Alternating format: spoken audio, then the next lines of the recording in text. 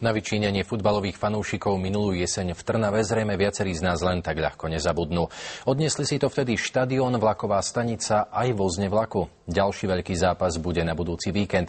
Na Trnavskom štadióne sa stretnú futbalisti Trnavského Spartaka a Bratislavského Slovana. Policajti sa už teraz dôkladne pripravujú.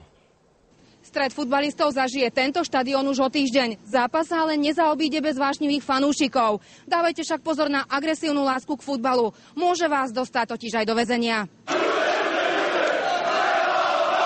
Výtržníctvo, vulgárne slovné útoky a fyzické napadnutia. Za tie agresívni fanúšikovia zaplatia pokutu aj 10 000 korún.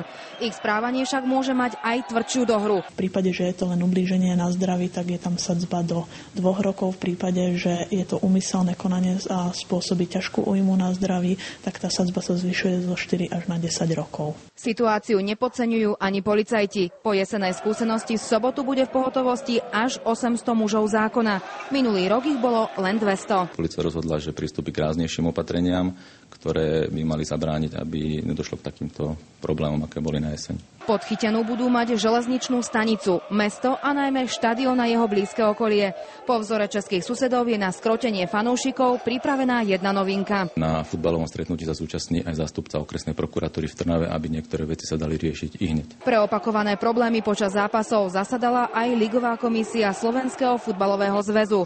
Pravidlá ohľadom fanklubov však ostanú nezmenené. Vedenie Spartaku Trnava správaním fanúšikov ale nie je nadšené. Musíme bojovať proti takýmto extrémnym prejavom a myslíme si, že sa nám to podarí.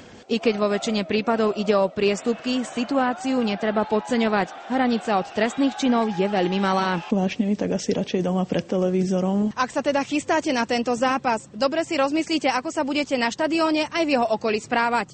Miroslava Urbanovičová, televízia JOJ.